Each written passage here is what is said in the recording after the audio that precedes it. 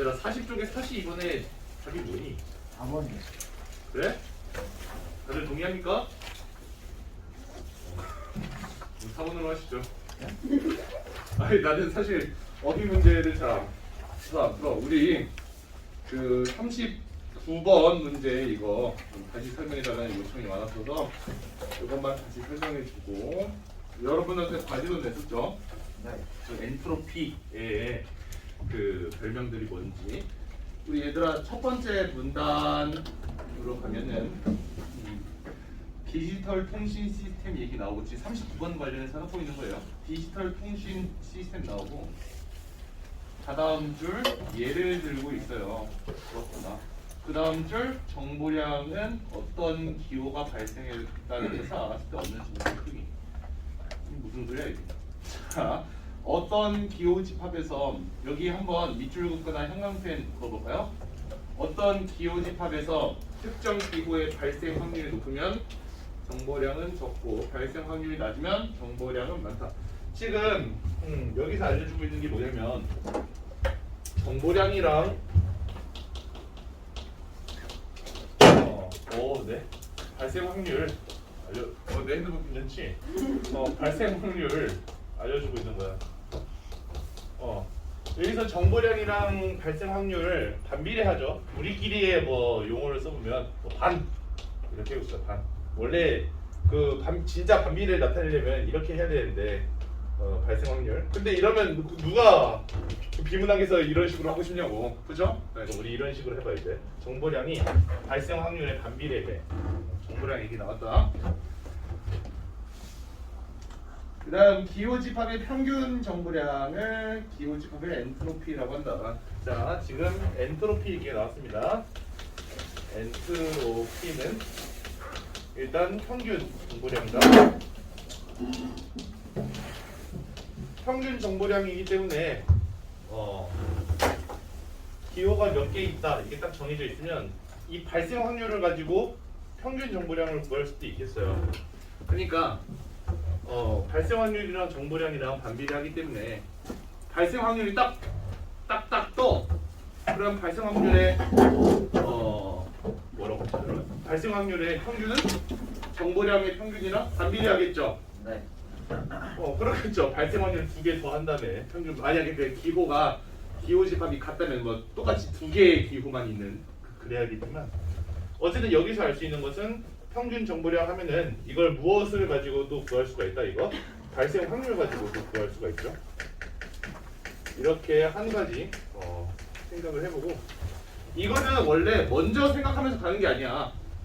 문제 보고 아니 이것이 어쩌라는 거지 하면서 생각하는 거야. 그때 비로소 생각하는 건데 한번 읽고 왔으니까 그래도 이렇게 합니다. 원래는 글 읽으면서 이거 생각하는 게 아니라 했어요, 여러분. 글 읽으면서 이런 것까지 생각하면 이거 문제 안 나오면 어쩔래? 문제 보고 생각하는 거야, 이거. 너 미안하다.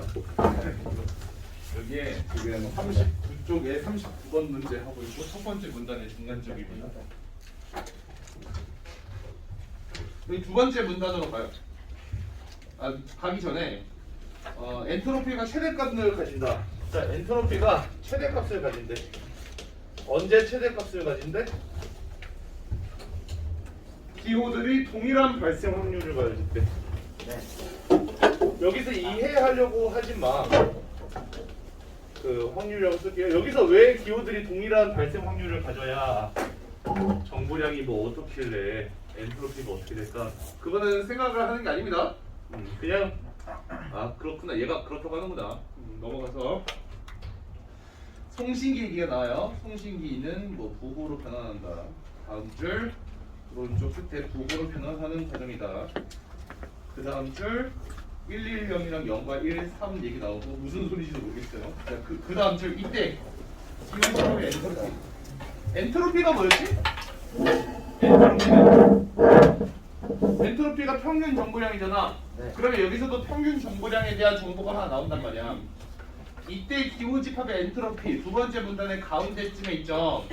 여기서 이것도 한번 쭉 형광펜 그어봅시다.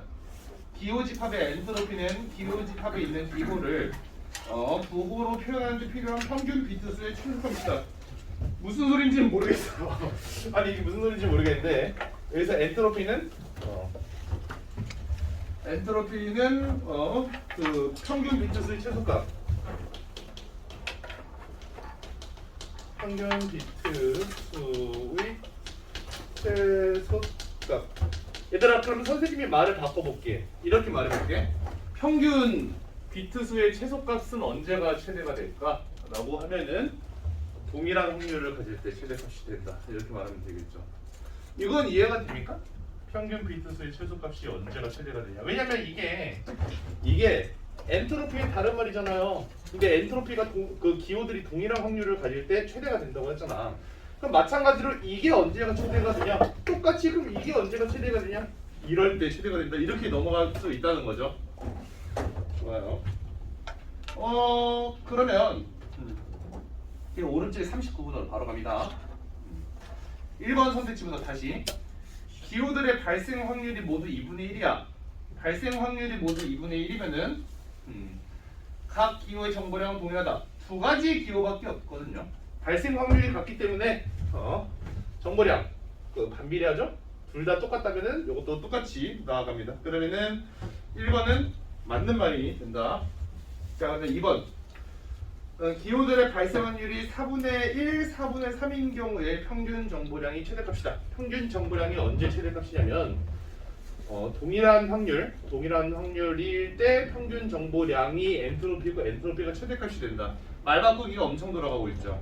어디서는 엔트로피가 최대값, 어디서는 평균 정보량이 최대값, 어디서는 평균 비트수의 최소값이 최대값 이렇게 바꿀 수 있죠.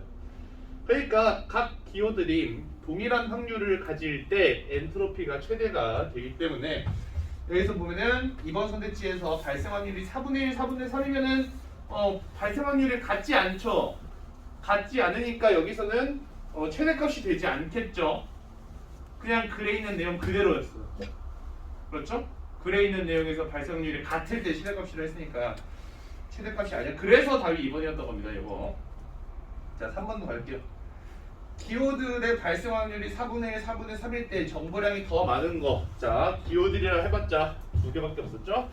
발생 확률에 반비례해. 지금 여기서 보니까 어떤 걸 줬냐면 4분의 1짜리랑 그 다음에 4분의 3짜리를 줬단 말이야. 그러면은 여기서 정보량이 더 많은 거에 반비례하니까 이거는 더 크다. 이거는 반비례하면 정보량은 더 작다가 되겠지. 얘들아, 언제? 이게 확률이고 그 다음에 이게 정보량이야. 확률이랑 정보량은 반비례하잖아. 반비례하기 때문에 이것이 작고 이것이 크죠. 그렇기 때문에 그거 반비례 때리면은 이것이 정보량이 크고 이것이 정보량이 작다가 되겠죠. 반비례 때리면. 그러니까 3번 선택지에서 기호의 정보량이 더 많은 건 4분의 1인 기호, 이게 맞는 말이 되는 겁니다. 그 다음 4번 선택지. 기호들의 발생 확률이 모두 2분의 1이야. 그러면은 발생 확률이 동일하죠. 발생 확률이 동일한 것은 평균 정보량 엔트로피, 평균 비트수의 최소값 똑같은 말이죠. 요게가 최대가 된다. 여기서 보니까 기호를 부호화하는 데 필요한 평균 비트수의 최소값이 최대가 된다. 최대가 되죠. 이것을 이해하려고 노력했던 친구는 기호를 부호화하는 데 필요한 평균 비트수에서 이미 정신을 잃었을 겁니다. 아니 이게 뭐야 하고 이제. 근데 이걸 그냥 문자 그대로 받아들여야 되는 거죠. 해가지고 무슨 말인지 모르겠으면 그냥 머릿속에서 이걸 다 이렇게 형광펜 친 다음에 X, A 그렇잖아. 이걸 그냥 하나로 대입하는 거예요. A가 최대값이 된다. 이런 식으로. 그러면 4번도 맞는 말이죠. 5번 물어봤었는데 기호들 선생님이 여러분에게 그죠? 기호들의 발생 확률이 4분의 1, 4분의 3이야. 이것은 엔트로피가 4분의 3, 4분의 1인 기호 집합의 엔트로피가 같다. 기호가 해봤자 두 개야. 4분의 1, 4분의 3이야. 발생 확률의 평균은 4분의 2겠지? 두 집합 모두 4분의 2가 되지 않니? 발생 확률의 평균이. 그렇잖아. 하나는 4분의 1, 4분의 3. 하나는 뭐 순서만 바꿔서 4분의 3, 4분의 1. 그럼 발생 확률의 평균을 때리란 말이야. 그러면 4분의 2가 되죠.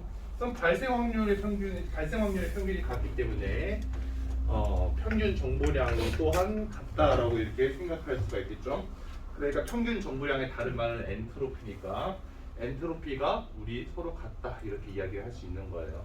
알겠죠? 그렇게 5번 얘기했습니다. 지금부터 선생님이 개인적으로 우리 수능 역사에서 세 번째로 어려웠다고 생각하는 지문을 여러분이 풀게 할 겁니다. 시간은 10분을 줄 거예요. 어디를 펼치냐? 17쪽을 풉니다. 정말 어렵다고 생각했어요.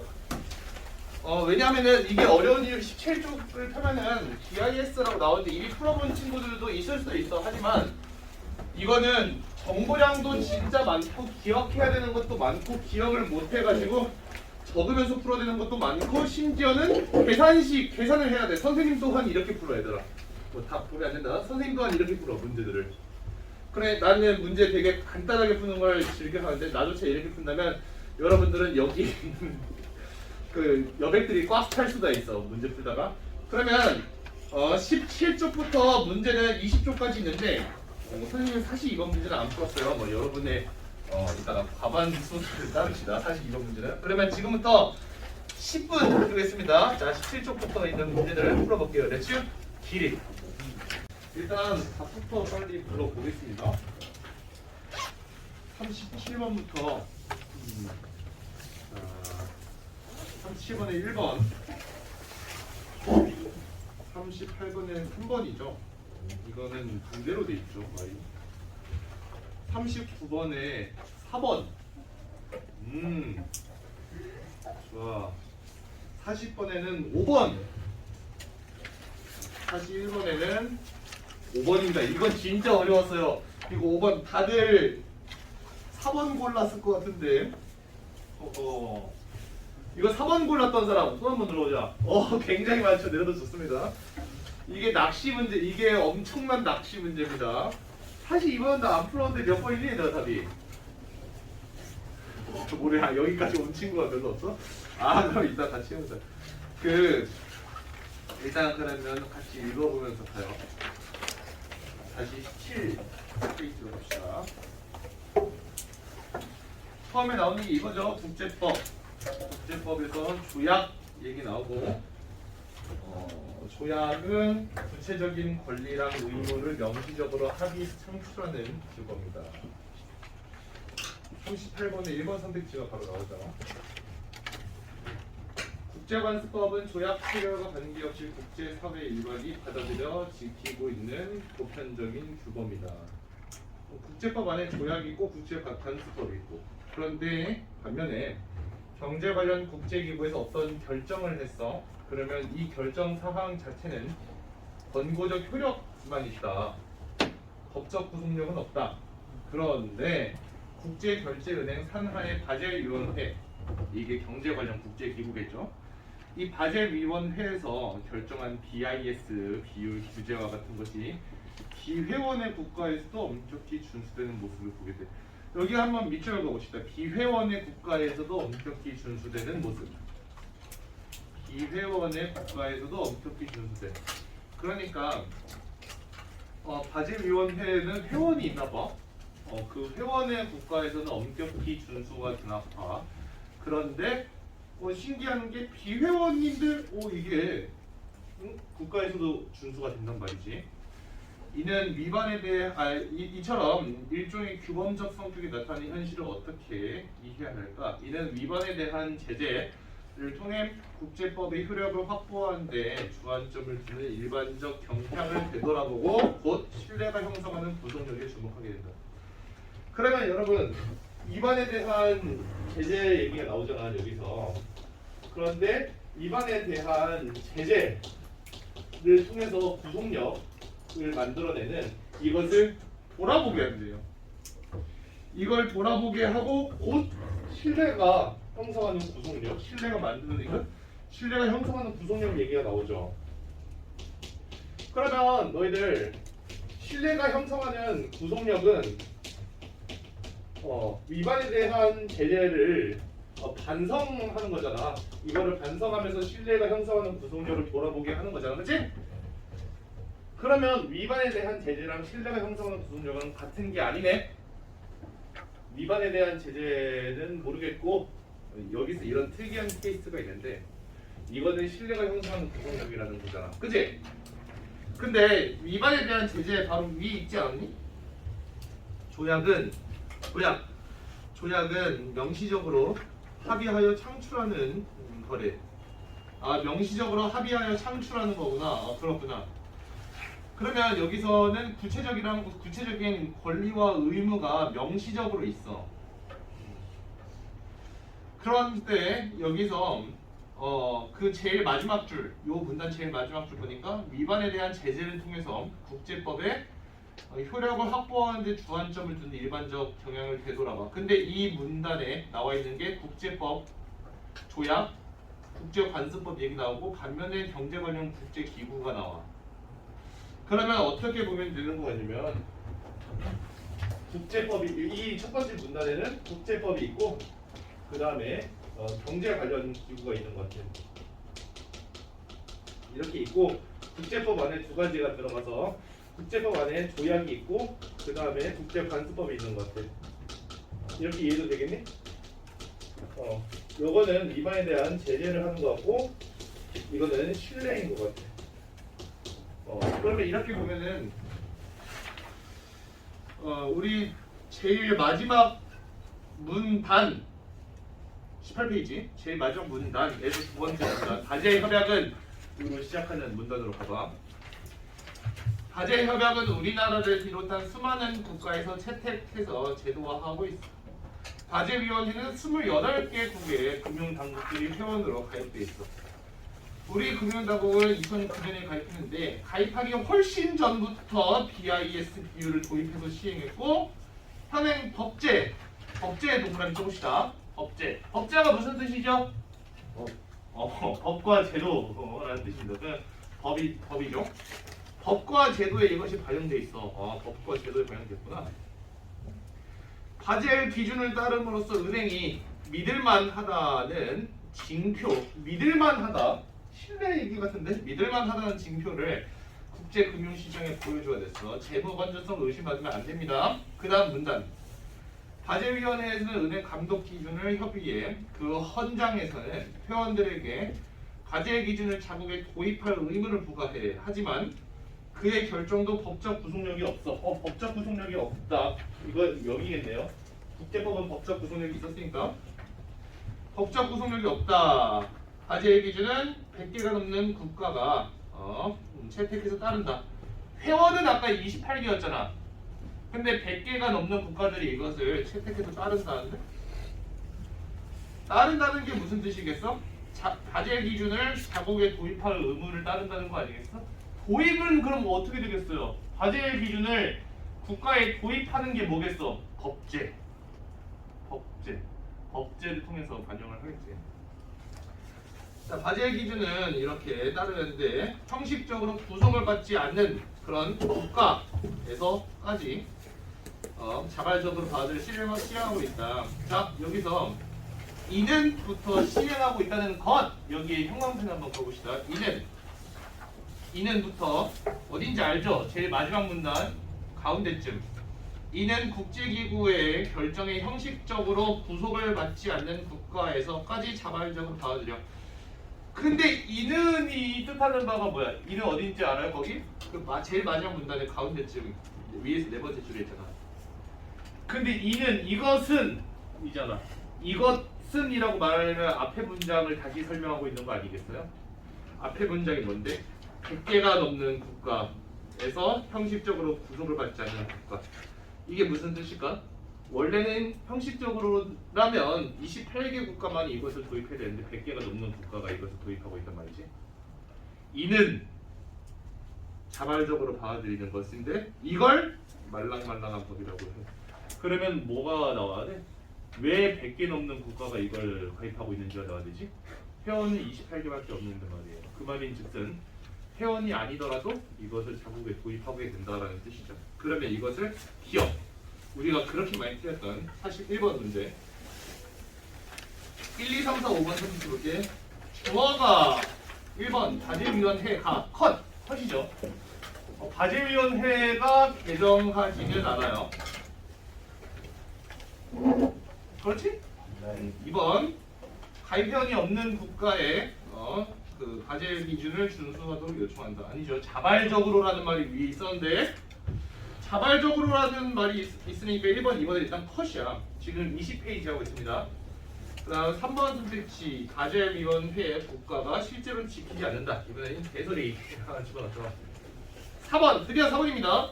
바젤위원회 회원의 국가가 강제성이 없는 바젤 기준에 대하여 준수 의무를 이해한다.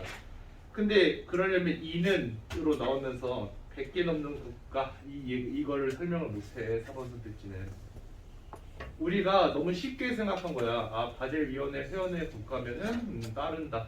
이거 생각하니까 5번이 안 보여. 근데 이 기업 위에부터 힌트들을 주고 있단 말이야. 실제로는 원래는 28개 국가만이어야 되는데 실제로는 100개 넘는 국가가 하고 있다고. 왜 그러냐? 바젤위원회 회원이 아니라도 이것을 따라 도입하고 있구나. 그러면 여기서 5번 선택지 한 번만 다시 보면은 5번 선택지 바젤위원회 회원이 없는 국가에서 이것은 아마 은행이 바젤위원회에 가입 안 했다는 소리겠지. 바젤 기준을 제도화하여 이거는 법제라는 말이 위에 있었지. 힌트 키워드로. 그래서 국내에서 효력이 발생하도록 한다. 5번 선택지가 맞는 말이 되는 거죠. 다시 말하자면은 국제법이 아니기 때문에 제재가 아니라 신뢰로 하는 건데 그런데 이 신뢰가 원래는 그 가입했어야 되는 건데 가입도 안 하고 따르고 있는 거. 그리고 5번 선택지가 나올 수밖에 없는 거야. 자 그리고 이제 38번 문제 또한 요걸로 문제가 풀리지. 3번 선택지 딱딱한 법과 말랑말랑한 법이 있어. 딱딱한 법은 제재고 말랑말랑한 법은 신뢰지. 그러니까 3번은 반대로야. 다시 한번 풀어봐. 이거 틀렸다 싶으면은 얘들아 3번이 적절하지 않은 거고 나머지 적절한 거라는 거잖아. 그치? 그러면 이거 틀렸으면은 가서 형광펜 들고 그 근거를 찾아보세요. 알겠죠? 38번 틀렸으면 꼭 해봐야 돼. 37번은 설명하지 않아도 되겠죠? 특정한 국제적 기준의 내용. 1번 선택지 특정한 국제적 기준의 내용은 BIS 비율 얘기하는 거겠고 변화 양상 1, 2, 3 있었죠? 사실상 1, 2, 3라고 돼 있지만 변화는 4번 된 거 같은데? 아니 3번 된 거구나. 1으로 변화된 거잖아. 애초에 있었다가 1으로 변화되고 2로 변화되고 3로 변화되고 국제사회에 작용하는 주범성까지 완벽하죠. 그럼 우리한테 남은 건 39번이랑 40번이다. 오 쉣. 자 이거 이제 두 번째 문단부터 가봐야겠죠. 우리 같이 읽으면서 해봐요. 우리 17쪽에 두 번째 문단 가면 BIS 비율이라고 하면서 네모 해져 있죠. 자 여기부터 우리 같이 읽고 39번 40번 풀어볼 겁니다. BIS 비율은 은행의 재무 건전성을 유지하는 데 필요한 최소한의 자기자본 비율. 말이 어렵네요. 재무 건전성은 무슨 뜻일까? 재무가 건전하다는 뜻이겠죠. 그러한 최소한의 자기자본이 무슨 뜻이지? 뒤에서 설명해주겠지 뭐. 만약에 설명 안 나오면은 이해할 필요 없다는 뜻. 궁극적으로 예금자와 금융 시스템을 보호하기 위해 바젤위원회에서 도입해야 돼. 바젤위원회에서는 BIS 비율이 적어도 규제 비율인 8%는 되어야 된다. 8%. 이에 대한 실은 다른 것 같다. 자 여기서 자기자본은 은행의 이것의 합. 그걸로 괄호로 묶어볼까요? 자기자본에 대한 설명이 어디까지 나와? BIS 비율은 되게 여기서 본 걸로 따지면 상당히 단순하다. 그냥 위험 가중 자산 분의 자기 자본이야. 근데 문제가 뭐야? 이게 자기 자본만 살펴보면 되는 줄 아는데 알고 보니까 자기 자본이 이거랑 이거처럼 막 합쳐져 있어, 그렇지?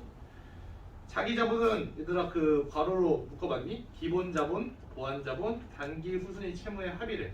그럼 그거 괄호로 묶어줘야죠. 그게 자기 자본이야. 위험 가중 자산이 뭐야? 이것도 괄호로 묶어봅시다. 보유 자산의 갑 자산의 신용 위험에 대한 위험 가중치를 곱한 합.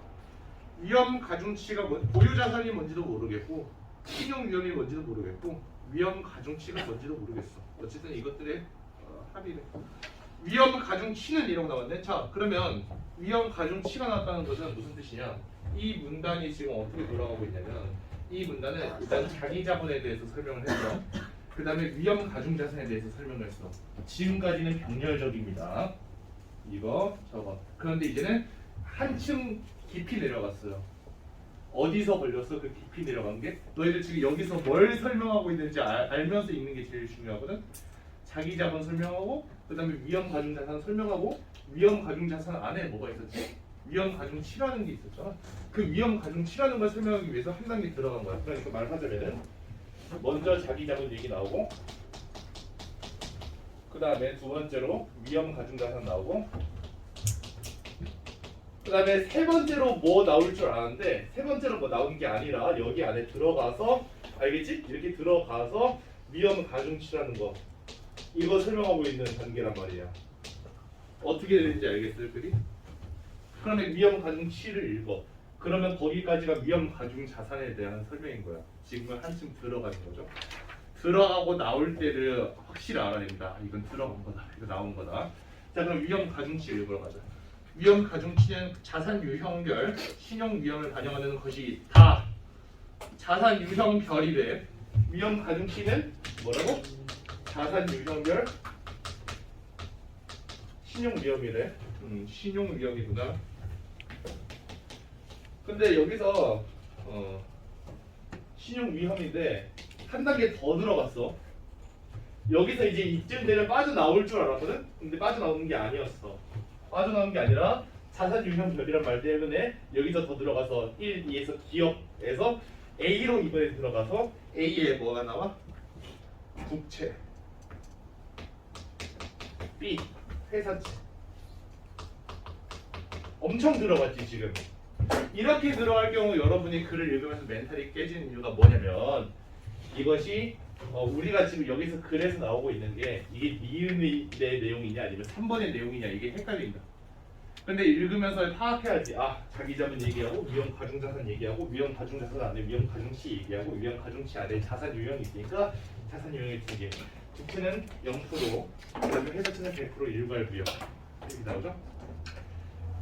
그러면은 지금 괄호가 두 군데 쳐져 있어야 되죠? 자기 자본 뒤에 은행의 기본 자본, 보완 자본, 단기 후순위 채무의 합 요거에 괄호 쳐져 있어야 되고 위험 가중 자산에 보유 자본에서부터 곱한 값들의 합 여기에 괄호가 쳐져 있어야 되죠.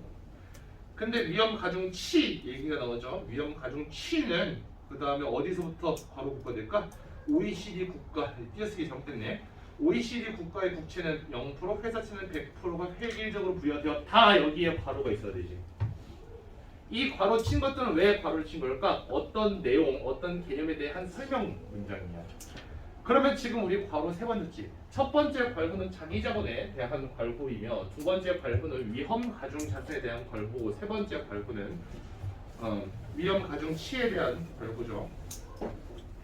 자, 그러면 이후 금융자산의 가격 변동에 따른 시장 위험.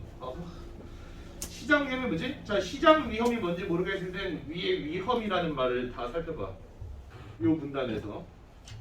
첫 번째 문장부터 다시 읽을게. 자기 자본은 은행의 기본 자본, 보완 자본, 단기 후순위 채무의 합으로 위험 가중 자산은 보유 자산의 각 자산의 신용 위험. 신용 위험이 있고 시장 위험이 있는 것 같아. 자, 해봐봐. 이 위험 가중 자산에 보면은 신용 위험이 있고 시장 위험이 있는 것 같아. 선생님이 이거 왜 하고 있을까? 위험 가중치에 신용 위험이 나왔지, 그렇지? 그러면 위험 가중치에 신용 위험이 있고 이번엔 이거 하고 나와서 이번엔 위험 가중치에 들어가는 뭐가 나오는 거야? 여기서는 시장 위험이 나오는 거야. 글이 이렇게 된 거야 지금. 위험 가중치에 자산 유형별 신용 위험 나오고 국채 회사채 획일적으로 부여 빠져나와서 이번엔 위험 가중치에 시장 위험이 반영이 된대. 시장 위험이 반영이 돼. 근데 시장 위험이 반영이 된다는 요구가 커지자 위험 가중 자산을 어떻게 한대? 이 신용 위험에 따른 부분, 시장 위험에 따른 부분 해가지고 BIS 비율을 산출하도록 하였다. 근데 여기서 문제가 뭐야? 신용 위험의 경우에 달리 시장 위험의 측정은 감독기관의 승인하에 이건 뭐야? 은행 선택. 은행 선택인데 여기서 뭐 한대? 감독기관도 감독을 하는데 이게 뭐다? 이게 BIS 1이 되잖아. 그럼 우리가 지금까지 얘기한 거는 자기 자본은 진짜 찐따같이 나왔어. 그럼 자기 자본은 그냥 딱딱딱. 위험 가중자산이 좀 복잡한데 위험 가중자산 안에 위험 가중치 얘기가 나오는데 위험 가중치의 자산 유형별 신용 위험, 국제 회사채 있고 시장 위험. 근데 시장 위험은 되게 추상적으로 말했어. 자산 유형별 신용 위험은 0% 100% 나왔으니까 뒤에서 분명 곱하기 한 시키는 문제가 있을 것 같은데 근데 시장 위험은 은행 선택이고 감독으로만 나왔으니까 이거는 이 말 그대로 선택지 나올 수밖에 없어. 이거는 계산 문제 나올 수 있지만 이건 이 말 그대로 나올 수밖에 없어. 왜? 추상적으로 줬잖아. 그러면 이거 가지고 바젤 1 관련된 거 우리가 문제 풀러갈 수 있다는 거야. 1번 선택지 39번에 1번 선택지를 우리가 풀 수 있어요. 39번에 1번 선택지 보면 바젤 1 협약에 따르면이 나와. 바젤 1은 이 내용이잖아. 그럼 바젤 1 협약에 따르면 보유하고 있는 회사채의 신용도가 낮아질 경우래. 그러면 컷. 이 1번 선택지는 틀렸어. 왜? 국채랑 회사채가 어떤 위험을 가지고 있느냐에 따라서 평가하는 게 아니야. 아까 거기에 우리가 바로 치 부분 보면은 그 신용 위험 거기서 가르쳤었잖아. 위험 가중치에. 근데 뭐가 나와? 획일적으로 부여한다는 말이 나와. 획일적. 무조건 0%, 무조건 100%. 뭐는 0%? 국채 0, 회사채 100. 내가 솔직히 아직도 0이랑 100이 뭘 뜻하는 건지는 모르겠어. 뭘 뜻하는 건지 모르겠지만 일단 획일적으로 0이 100 부여한대잖아. 그러면 회사채가 회사의 신용도가 어떻게 되든 간에 무조건 100%가 되는 거야. 알겠죠? 자, 그러면 1번 선택지는 틀린 말이 되는 거죠. 뭐 이 신용도가 낮아질 경우 BIS 기준이 낮아지는지 높아지는지 이거는 신경 쓸 필요가 조차 없어. 왜냐? 회사채의 신용도가 낮아지든 뭐든 간에 신용도는 고정되는 거예요. 그 다음 2번 바젤 2 이랬는데 더 읽어야 되겠죠. 바젤 2 하려면 자 바젤 2 하나 둘 셋 네 번째 문단이 있네요. 금융혁신의 진전으로 바젤 1 협약의 한계가 드러나자 바젤 2 협약이 도입돼. 뭐가 바뀌는지 정말 꼼꼼히 봐야겠죠, 여러분. 여기서 BIS 비율의 위험 가중자산 건드리네. 빠르게 읽어. 그러면 자기 자본 건드리는 건지 위험 가중자산은 위험 가중치의 모두 고려. 표준모형, 내부모형. 표준모형 얘기 나오고 표준모형, 내부모형이 있다라고 하고 그 뒤에 표준모형 얘기 나오지. 그럼 뭐 찾아 이번엔? 내부모형 찾아야지. 내부모형 아래서 네 번째 줄에 있네. 찾았죠? 어떻게 읽었다고 내가 지금 여기서 위험 가중자산 건드리는 건데 위험 가중자산은 신용 위험 건드리는 거자. 신용 위험에 자산의 유형과 신용도를 모두 고려한다. 무슨 소리인지 모르겠고. 근데 거기서 신용 위험의 측정 방식이 두 가지 준대. 여기서 측정 방식을 갑자기 신용 유형의 측정 방식을 두 가지 주는데 그게 뭐야? 여기서 이 신용 위험의 측정 방식이 표준 모형이나 아니면 내부 모형이 있대. 그렇지? 이렇게 이게 바젤 2야. 바젤 2에 따르면 표준 모형이나 내부 모형이 있는데 표준 모형은 0에서 150, 20에서 150 구분. 0에서 150, 20에서 150 뭐가? 국채? 맞나? 맞겠지? 회사채. 국채에서 회사채 0에서 150, 20에서 150이래. 같을 수도 있겠네. 뭐 0에서 20 둘 다 150일 수도 있으니까. 내분 모형에 따르면 내분 모형은 은행 선택, 감독기관. 그러면 바젤 2로 오면서 드디어 위험 가중자산 안에 들어가는 신용 위험과 시장 위험을 모두 다 은행 선택할 수 있게 해주네. 와, 머리 굴려야 됩니다. 바젤 1까지는 바젤 1의 내용은 이렇게 있었고 이쯤 돼서 한번 생각해보자. 우리 이제 머리에 넣는 연습 한번 해보자. 우리가 지금까지 얘기했던 거 해보자. 바젤 1에서 기본 자산, 자기 자본이구나. 자기 자본이 있었고 이 자기 자본 안에 뭐 들어가는데 뭔지는 몰라. 일단 다시 와서 보면 되지. 그치? 자기 자본 안에 이것저것 있었어. 근데 바젤 1으로 잠깐만 이거 필요하구나. 이거 안 되겠다. 자, 상분. 자, 아유 귀여워. 잠이 안 되면 지금 되게 재밌는 거 있단 말이야. 자기 자본이 있었고 그다음에 위험 가중자산이 있는데 위험 가중자산에서 건드리는 건 신용 위험이었죠. 신용 위험에서 부채 회사채를 일괄적으로 100, 0, 100 때리면서 거기서 그 위험 가중치는 시장 위험. 시장 위험은 은행 선택 감독하면서 거기서 바젤 1 신용 위험을 건드릴 거야. 신용 위험을 표준 모형, 내부 모형 있는데 표준 모형은 국채 0에서 150, 회사채 20에서 150, 내부는 은행 선택. 그게 바젤 2. 그러니까 바젤 1은 시장 위험만 은행 선택 감독, 바젤 2는 신용 위험과 시장 위험 모두 내부에서 그 은행 선택하고 감독 기관이 승인하죠. 그리고 1이랑 2가 다른 점이 뭐 있을까? 1이랑 2는 신용 위험에서 국채랑 회사채가 그 일괄 부여인데 바젤 2로 넘어가면 지들이 고르는 거 같아요. 이 정도. 자, 그러면 머릿속에 넣었어. 바젤 2 했어. 또 얘기해보자. 표준 모형 얘기 나왔죠? 그 다음에 0에서 150, 회사채는 20에서 150. 신용도가 높을수록 낮게고요. 자, 그러면 여기서 얘들아 표준 모형이랑 내부 모형이라 했었죠? 그럼 표준 모형에 한번 형광펜 그어봅시다. 표준 모형. 어디 네 번째 줄 말하는 표준 모형. 표준 모형에서는 여기서 표준 모형에만 한번 형광펜 그어봐. 네 번째 줄에 있잖아. 표준 모형. 그 다음에 거기서 세 줄 더 내리면 내부 모형이라고 있지. 아래에서 네 번째 줄 거기서 한번 형광펜 그어봐. 그럼 지금 우리 지금부터 뭐 할 거냐면 표준 모형과 내부 모형에 대해서 깊게 읽어볼 거야. 말이 깊게 읽는 거지 그냥 그 개념 확인하자. 표준 모형은 OECD 국가의 국채는 0에서 150, 회사채는 20에서 150까지 구분. 자, 그러면 여기선 또 괄호 쳐야 다시 들어올 수 있겠지? 표준 모형 괄호 칩시다. OECD 국가의 국채 앞에다가 괄호 쳐봐요. 그래서 괄호 안에 들어갈 내용이 OECD 국가의 국채는부터 회사채는 20에서 150까지 위험 가중치를 구분. 여기서 괄호 끊어봅시다. 어디? OECD 앞에서 그 다음에 구분 뒤에서. OECD 앞에서 구분 뒤에서. 아까 내부 모형에다 형광펜 줬죠? 내부 모형 이것도 어떻게 돼 있어? 은행이 선택한 위험 측정 방식을 감독기관의 승인하에 그 은행이 사용. 자, 내부 모형에 대한 그 말이 길게 나와 있으니까 이것도 그냥 괄호 쳐버려. 은행이 앞에 괄호 열어보고 하는 것이다. 뒤에서 괄호 닫아버려. 혼자서 풀 때도 이렇게 나오기 시작하면 읽지 말고 괄호 열고 괄호 닫아버려. 이게 바젤 2야. 그 다음에 또 한이 있네. 또한 감독기관은 필요시 위험 가중자산에 대한 자기 자본의 최저 비율이 규제 비율을 초과. 근데 위험 가중자산에 대한 자기 자본의 최저 비율 이거 그냥 BIS 비율 아니야? 이 BIS 비율이 8%를 초과할 수 있대. 원래 8%는 되어야 한다. 8% 이상 아니야? 어쨌든 뭐 초과하도록 할 수 있대. 이 B 관련해서 B 부분 관련해서 문제가 나오는데. 바젤 2 얘기가 3개가 있어. 39번 문제. 39번 문제 2번 선택지 가볼게. 바젤 2 협약에 따르면 각국의 은행들이 준수해야 되는 BIS 비율, 위험 가중 자산 대비 자기 자본의 최저 비율, BIS 비율이지? 동일하다. 방금 읽은 게 아까 그 밑줄 B 규제 비율 초과하도록 해서 자국은행이 요구할 수 있다. 땡. 그치? 어떻게 동일해? 초과할 수 있대잖아. 동일하지 않죠. 땡. 방금 읽은 문단의 제일 마지막 개는 땡이야.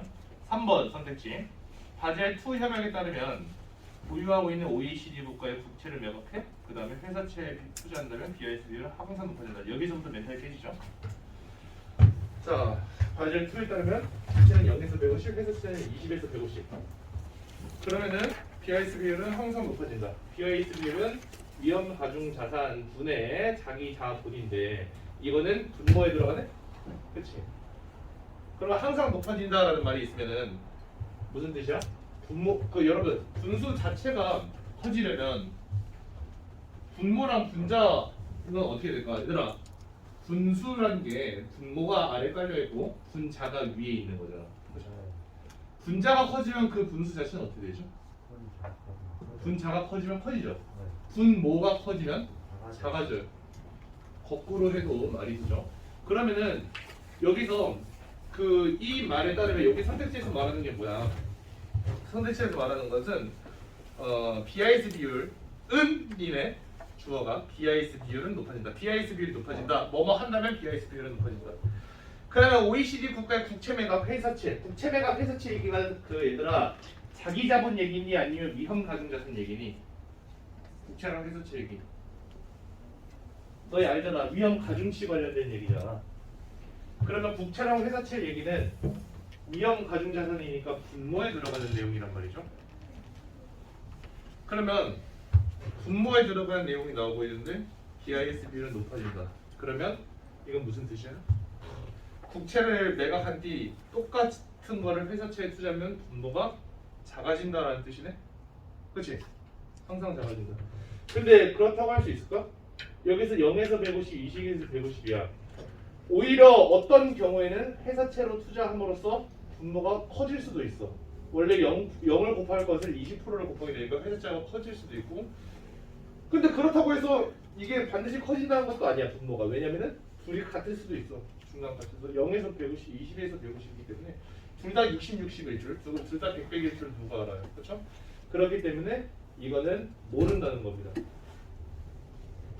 모른다는 거예요. 항상 커질지 항상 작아질지 뭐 할지도 모르고 그냥 모른다는 거예요. 그러니까 여기서 요거는 틀린 말이 됩니다. 3번 틀린 말이죠.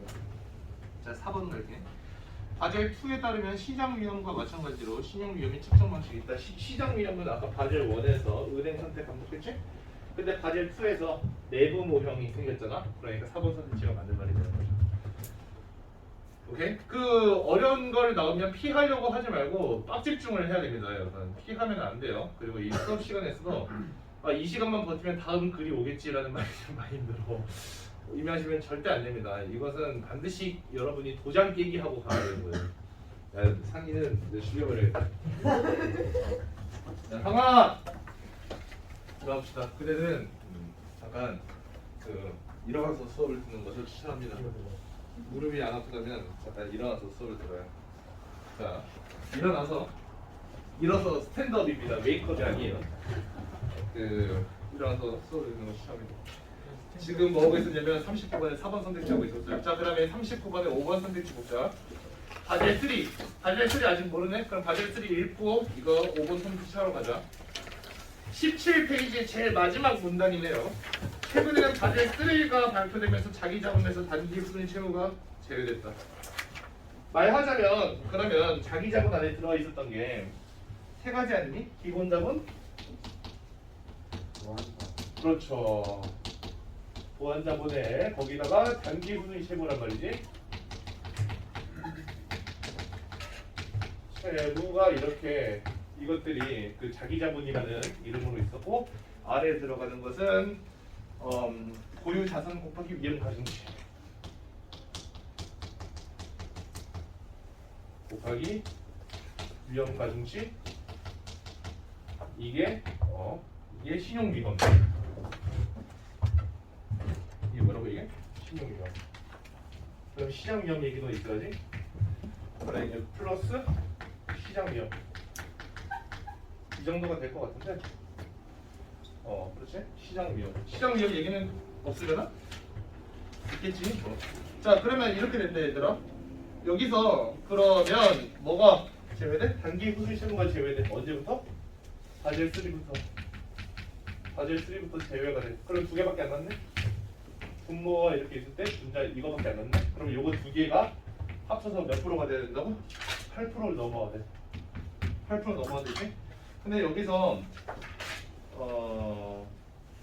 뭐래? 위험 단기 후순위 채무 제외되고 위험 가중 자산에 대한 기본 자본의 비율이 6% 넘게. 얘들아, 얘가 6% 넘게. 그러면 얘가 6% 넘지. 그러면 다시 39번에 5번 선택지 봐봐.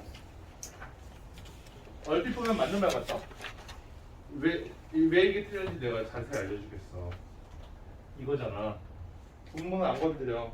위험 가중 자산 대비 보완 자본 건드린단 말이야. 보완 자본이 2%인데야 8%를 넘는다. 어찌 보면 맞는 얘기 같아. 왜? 기본 자본이 6%는 되게 해야 한다는 게 바젤 3 협약이었지? 또 여기 6%니까 선생님 여기 2% 아닙니까?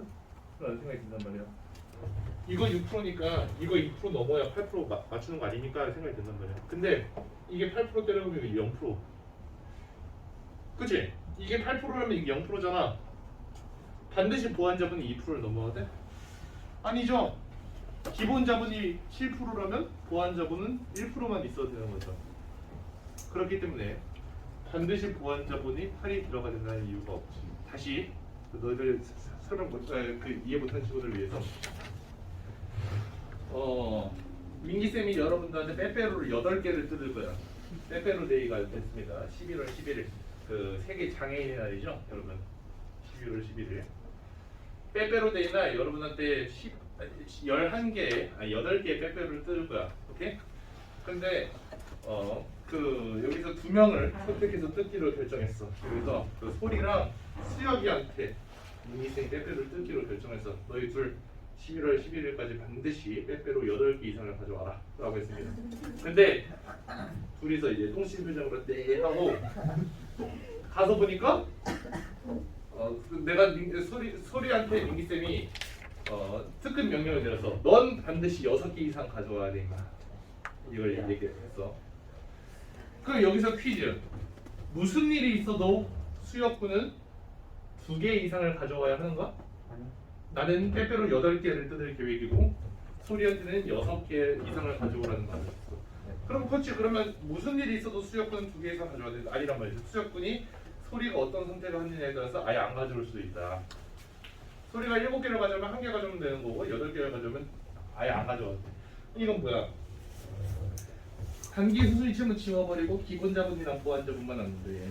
BIS3 협약에 따르면 기본 자본의 6%를 넘어야 돼. 그렇다고 해서 보완 자본이 2% 넘어야 돼? 아니죠. 그건 아니라는 겁니다. 이해되시죠? 그러면 이제 넘어가서 39분에 5번도 땡. 그래서 39번의 답은 4번이 되는 거야. 40번 문제 풀어봅시다. 보기. 각 은행이 발표한 자기자본 위험 가중자산은 알 필요가 같다. 각 은행은 OECD 국가의 국제 회사채를 자산으로 보유했어. 바젤 2 뒤졌다. 바젤 2 우리가 잘 아는 거죠. 바젤 2 이거지. 국제 회사채 내부 은행 선택. 자, 그러면은 이 바젤 2의 표준 모형에 따라서 BIS를 산출했어. 공시했어. 이때 회사채에 반영된 위험 가중치 50%다. 회사채가 50%래. 응? 근데 표를 잘 봐. 항목, 자기자본, 기본 보완, 단기 후순위처럼 말해. 금액이죠. 항목, 위험 가중치를 반영하여 산출한 위험 가중자산. 위험 가중치가 반영이 됐네. 그치? 그럼 아래에 신용 위험에 따른 위험 가중자산. 이거는 위험 가중치가 반영이 됐다는 거야. 아니 쉬운 말로 하면 이미 곱해졌다고. 퍼센트가. 오케이? 그러면 국채는 300. 위험 가중치가 반영된 게 300이지. 근데 회사채는 300이네. 근데 회사채에 반영된 위험 가중치가 몇 프로였죠, 여러분? 몇 프로였어? 회사채에 반영된 보기에 따르면 50%죠. 그럼 회사채는 원래 몇이었다? 600. 원래 600이니까 50% 매겨가지고 지금은 300 된 거 아니야? 회사채는 원래 600이었다. 그러다가 50%를 먹이니까 300이 됐다. 뭐 그러면 4번 선택지 맞는 말이네. 회사채는 원래 600인데 바젤 1은 국채는 항상 0%, 회사채는 항상 100% 때렸지. 그러면 회사채 100%를 구하면 600억 원이 되지 않을까? 4번은 맞는 말. 근데 접촉지 않는 거 찾으려고.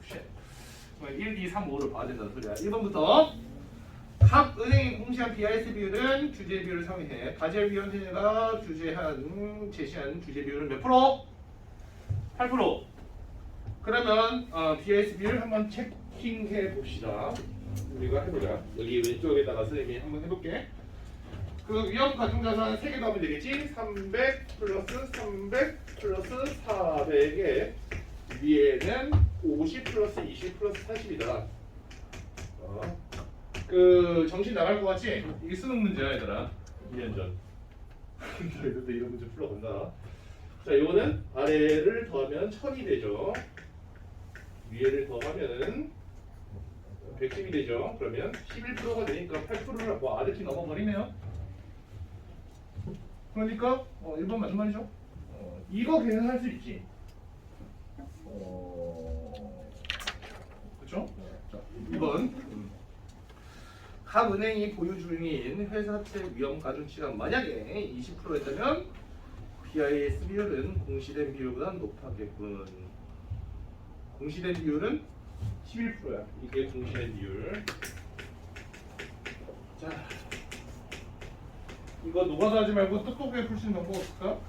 각 은행이 보유 중인 회사채 위험 가중치. 자, 회사채가 이건데 이게 지금 위험 가중치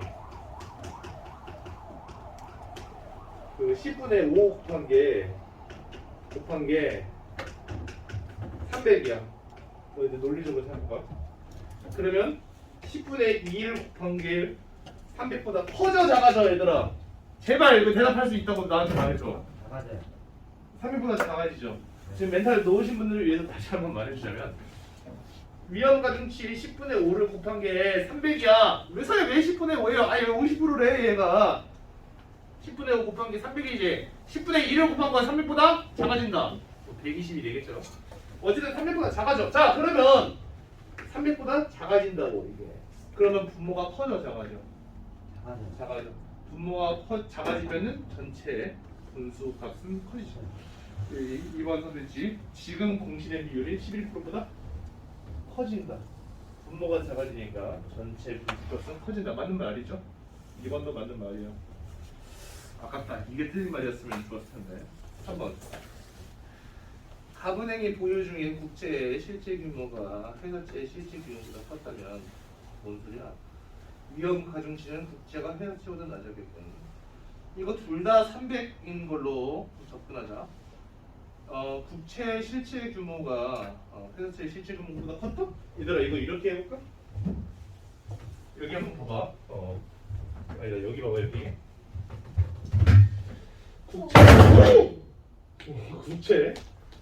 국채 실제 값이 있죠. 실제 금액. 그냥 국채라고만 해볼게. 국채 곱하기 위험 가중치 되는 게 얼마야 얘들아? 표에 따르면 얼마야 얼마? 그렇지. 그 국채 곱하기 위험 가중치 그 국채에 대한 위험 가중치를 곱한 것은 300이죠. 그 다음에 이번에는 회사채 곱하기 50%인 건 알고 있지만 어쨌든 회사채의 위험 가중치 곱한 건 몇입니까 여러분? 마찬가지로 300이죠. 그렇지? 회사채 위험 가중치 곱한 거 300이지? 같으니까 등식을 만들 수가 있네. 국채 곱하기 국어 선생님 맞습니다. 자, 국채 곱하기 위험 가중치. 근데 이 위험 가중치가 뭐에 대한 위험 가중치냐면 국채 위험 가중치 이꼴식 세우자. 이것은 회사채 곱하기 마찬가지로 위험 가중치. 누구에 대한 위험 가중치? 회사에 대한 회사채에 대한 위험 가중치. 얘들아, 야, 진짜 똑똑한 놈들이면 좀만 더 똑똑한 놈들이면 여기서 국채가 실제 규모가 커진다? 등식이 성립해야 되니까 국채가 회사채보다 커진다는 거 아니야? 그지? 네. 등식이 성립해야 되잖아. 그럼 마찬가지로 이건 이렇게 되고 이건 이렇게 돼야 등식이 성립하지 않을까? 네. 이렇게 생각하는 건 똑똑한 놈들이야. 머리가 이제 안 굴러간다면 어떻게 해야 되냐? 머리가 안 굴러간다면은 뭐 이렇게 생각도 할 수 있어. 머리가 안 굴러가면 뭐 어쩌겠어? 넘겨. 국채, 회사채. 이것이 이퀄 위험 가중치의 위험 가중치. 뭐 넘긴 건지 알겠지? 이걸 나눈 거야 양면을. 위험 가중치. 근데 이거는 그 회사채 위험 가중치고 이걸 넘기면서 아래로 내리고 그렇게 한 거야. 회사채 위험 가중치고 이거는 국채 위험 가중치겠죠. 맞나? 뭐 뭔지 알아? 네. 양변을 이거 넘겨. 그러면 국채 아래로 회사채가 들어가지? 곱하기 식이니까. 이걸 넘겨. 그러면 회사채 위험 가중치 아래로 국채 위험 가중치가 들어가지? 근데 선택지가 뭐래? 가분행이 부여 중엔 국채의 실제 규모가 회사채의 실제 규모보다 커. 자, 그러면 국채를 회사채로 나눈 거야. 이거 1과 비교하면 1보다 커, 같아, 작아. 국채가 회사채보다 크잖아, 얘가. 그럼 얘가 1보다 커, 같아, 작아. 커요. 커. 얘보다 커. 그럼 뭐야? 회사채 위험 가중치를 국채 위험 가중치로 나눈 것이 1보다 커. 뭐가 더 크다는 거야? 분자가 크다는 거야? 분모가 크다는 거야? 진짜 커요. 분자가 크다는 거야. 그럼 회사채 위험 가중치가 국채 위험 가중치보다 크다. 오히려 이게 더 복잡하냐? 이게 낫냐 이거? 국채 곱하기 국채 위험 가중치는 회사채 곱하기 회사채 위험 가중치인데 부채가 회사채보다 크다는 것은 값이 같아되니까 부채에 달려있는 부채 위험 가중치가 더 작아야 된다. 하고 이제 푸는 거야. 어렵죠? 그래서 이게 진짜 레전드 문제야. 자, 그러면 3번 문제는 맞는 말. 그럼 아까 4번 맞는 거 봤으니까 답은 5번이네. 그래서 5번도 볼게. 각 은행이 위험 가중 자산의 변동 없이 보완자본을 10억 원 증액해. 과제 3의 협약에서 보완된 기준이 뭐냐면 과제 3에서 보완된 기준은 요거 아니야? 기본자본 보완자본. 보완자본을 10억 원 증액해. 자, 아까 과제 3에서 기본자본이 6%를 넘어야 되거든? 그래? 네. 지금 분모에 1000 들어가 있잖아. 네. 기본자본은 50 들어가 있단 말이야. 그러면 과제 3의 조건을 맞추려면 기본자본이 늘어야겠는데? 기본자본에 50 들어가 있다고. 근데 과제 3에서 아까 6% 땡기라며. 네. 그러면 보완자본이 뭔 소용이야? 기본자본이 더 늘어야죠, 10억 원이. 그렇기 때문에 5번이 틀린 거죠. 이거 레전드죠? 솔직히 이거 너희들 시간 때우는 사람들도 좀 있는 것 같은데 눈동자를 보면은 너희들의 머릿속을 알 수 있어. 눈동자를 보면은 심시가 안 드세요 여기 기생? 이러고 있는 것 같은데. 자, 41번도 했고 42번에 답 뭐라고? 3번 고맙습니다. 그러면 다시 37번에 1번, 38번에 3번, 39번에 4번, 40번에 5번, 41번에 5번. 자, 쉬는 시간 동안 질문 받을게요. 잠깐 쉬고 하겠습니다. 상해가 뭐예요? 상회? 네. 그것을 넘어서다.